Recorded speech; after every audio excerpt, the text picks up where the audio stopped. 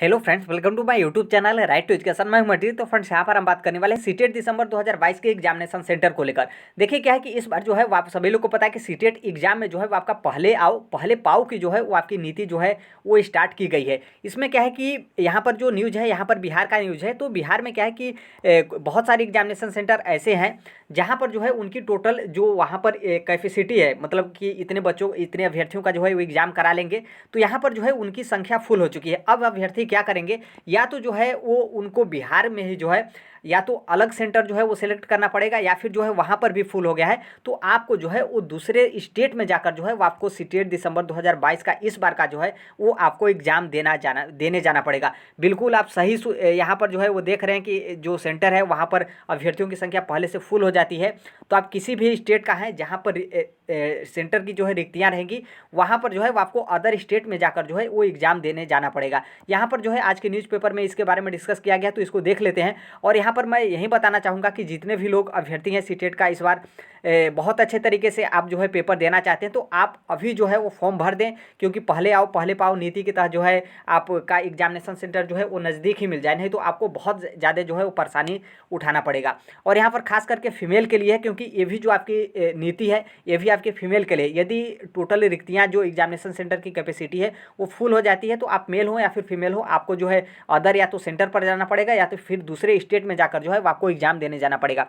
आज का न्यूज़ है, न्यूज़पेपर देख लेते हैं, उसके बाद हम बात करेंगे। तो यहाँ पर बताया गया कि सीटेट तय सीटों के बाद जो है वो जिले से आवेदन नहीं। यहाँ पर जो आपका न्यूज़ है ये आपका मुजफ्फरपुर का न्यूज़ है। यहाँ पर अभ्यर्थी के द्वारा जो है वो कहा गया है कि सर दरभंगा जिले में परीक्षा केंद्र के लिए जो है फॉर्म भर रहे हैं तो दिखा रहा है कि कुल आवंटित, यहाँ पर जो दरभंगा जिले में पेपर आपका होगा एग्जामिनेशन सेंटर जो ऑनलाइन आपका एग्जाम होगा, तो टोटल जितने भी सीटेट आपका अलग अलग शिफ्ट में पेपर लेगा तो टोटल यहाँ पर अभ्यर्थी शामिल होंगे 12,018। और यहाँ पर बताया गया कि 12,018 और सभी सीट जो है मतलब 12,000 कुल आवंटित सीट जो है वो 12,018 है और सभी जो है वो भरा हुआ है। खाली में जो है वो शून्य दिखा रहा है। नीचे लिख रहा है कि यहाँ खाली सीट नहीं है, ऐसे में किसी अन्य शहर की परीक्षा केंद्र के लिए चयन करें। यहाँ पर जो है इसके आगे हम यहाँ पर देखेंगे।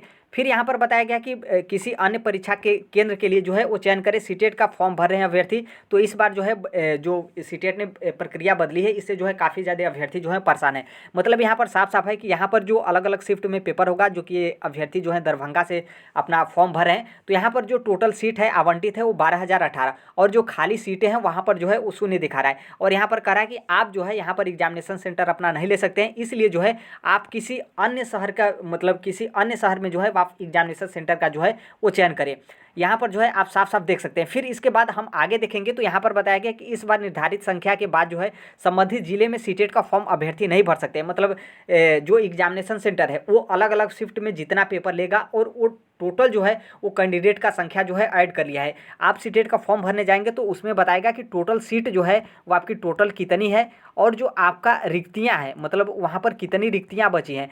यदि रिक्तियां में जो है वो आपका शून्य दिखाता है तो आप वहाँ पर साफ साफ लिखिएगा कि यहाँ से जो है आप इस एग्जामिनेशन सेंटर को नहीं सिलेक्ट कर पाएंगे, आप जो है किसी अन्य शहर के एग्जामिनेशन सेंटर को जो है वो सिलेक्ट करिए।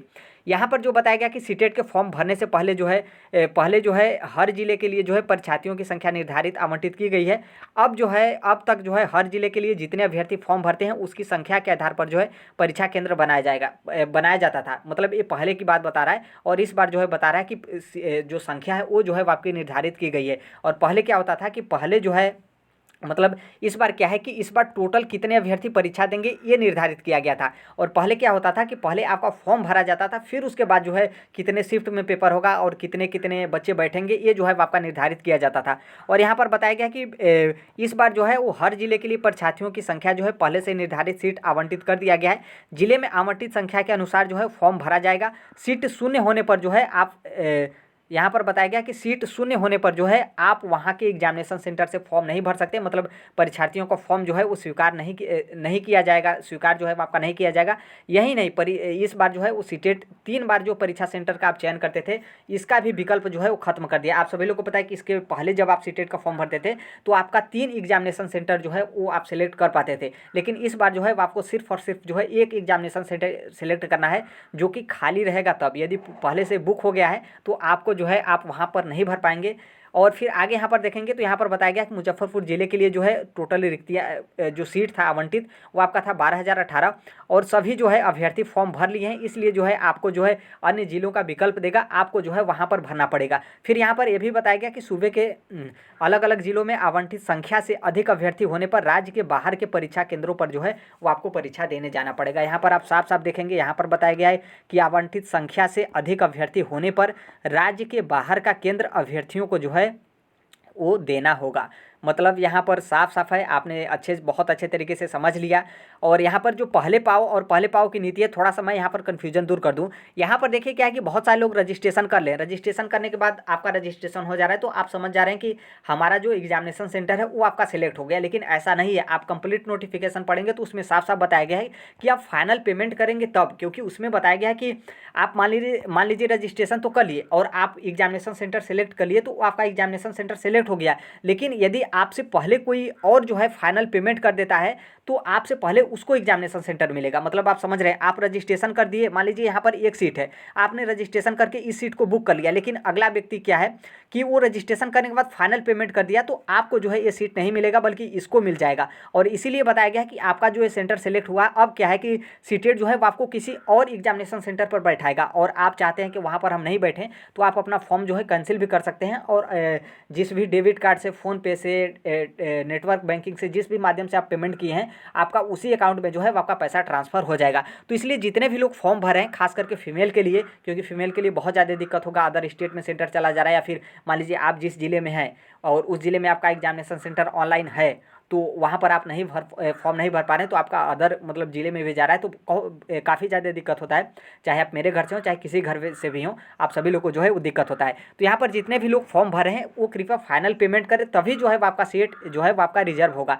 तो इस बात को जो है आप ध्यान रखें, बिल्कुल जो है इसको निगलेक्ट ना करें। अभी यहाँ पर देख रहे हैं कि जो आपका मुजफ्फरपुर है, यहाँ पर थोड़ा सा इस बार इसलिए हो रहा है क्योंकि आप सभी लोग को पता है कि बिहार में जो है जो 7वें चरण की शिक्षक बहाली हो रहा है, इसमें जो है बीच में आपने न्यूज़ देखा होगा कि इसमें बताया गया था कि आपका सीटेट या फिर बीटेट का नंबर भी जो है ऐड होगा। इसलिए जो है काफ़ी ज़्यादा संख्या में जो है बिहार के अभ्यर्थी जो है वो इस बार सीटेट का, मुझे लगता है कि जितने भी लोगों का बीएड या फिर डीएलएड या फिर बीएसटीसी या फिर जो भी मतलब आपका शिक्षण प्रशिक्षण कोर्स है आपके पास है तो लगभग सभी लोग जो है वो इस बार सीटेट का फॉर्म जो है वो भर रहे हैं।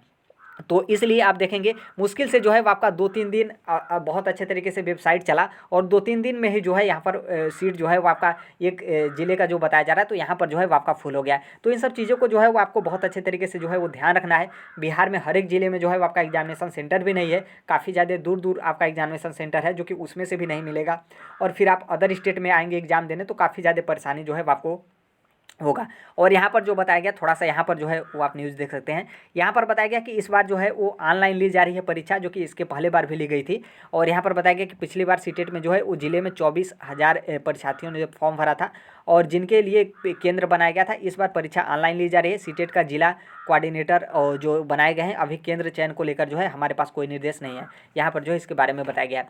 तो प्लीज़ आप सभी लोग जो है फॉर्म भर दीजिए और फॉर्म भर रहे हैं तो किसी नॉर्मल सी बात है, इतना ज़्यादा फीस है कि थोड़ा सा पैसे के लिए प्रॉब्लम होता है, तो फिर भी जो है आप जल्दी पैसा इकट्ठा करके लहा लें, क्योंकि नॉर्मल सी बात है आप अभी नहीं फॉर्म भर रहे हैं, कुछ पैसे के लिए जो है आप दिक्कत थोड़ा बहुत इधर उधर डिले करें, फिर आपका एग्जामिनेशन सेंटर दूर भेज देगा तो वहाँ पर जाएंगे तो आपका ट्रैवल फीस जो है वो आपका लगेगा ही, परेशानी आपको अलग से होगा। तो प्लीज़ यहाँ पर जो है वो 2 प्लेटफॉर्म है, टेलीग्राम और फेसबुक ग्रुप, या इससे जो है वो आप जुड़ जाइएगा। फेसबुक ग्रुप में डेली जो महत्वपूर्ण आपके क्वेश्चन होते हैं उसका जो है फोटो शेयर किया जाता है और टेलीग्राम पर भी जो है वो आपका सीटेट दिसंबर 2022 से संबंधित यहाँ पर महत्वपूर्ण PDF नोट्स, सचिन सर का नोट, हिमांशी मैम का और अध्ययन मंत्रा, बहुत सारे प्लेटफॉर्म है जहाँ से जो है वो आपका PDF और नोट्स जो है वो शेयर किया जाएगा। और यहाँ पर बता दें आपको सीटेट का जो है इंग्लिश में सिलेबस मिलेगा, तो यहाँ पर जो है वो हम टेलीग्राम पर जो है हिंदी में भी सिलेबस जो है वो शेयर कर दिए हैं, तो वहाँ से जाकर जो है आप हिंदी में सीटेट का जो कि पेपर 1 और पेपर 2 दोनों, और जो कि आपका पेपर 2 में साइंस और जो आपका आर्ट होता है दोनों का हमने कंप्लीट सिलेबस जो है वो शेयर कर दिया है। तो यहाँ से जाकर जो है आप हिंदी में जो है सिलेबस जो है वो डाउनलोड करके पढ़ सकते हैं, देख सकते हैं। आप बिल्कुल बहुत अच्छे तरीके से तैयारी करिए, आपके पास जो है 1 महीने मतलब ये जो आपका पूरा नवंबर है बहुत अच्छे तरीके से जो है आपके पास टाइम जो है वो बचा हुआ है।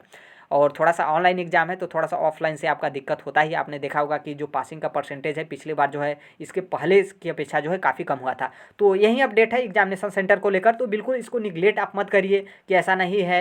और हमारे स्टेट में, हमारे ज़िले में जो है बहुत सारे एग्जामिनेशन सेंटर बनाए गए हैं और यहाँ पर टोटल सीट की कैपेसिटी जो है बहुत ज़्यादा अधिक है। आप फॉर्म रियल में भरना चाहते हैं और अच्छे तरीके से सीटेट का पेपर देना चाहते हैं तो आप प्लीज़ दे दीजिए। नहीं तो एग्जामिनेशन सेंटर, आप सभी लोग को पता है कि दिसंबर जनवरी में पेपर होता है तो काफ़ी ज़्यादा ठंड का भी माहौल रहता है।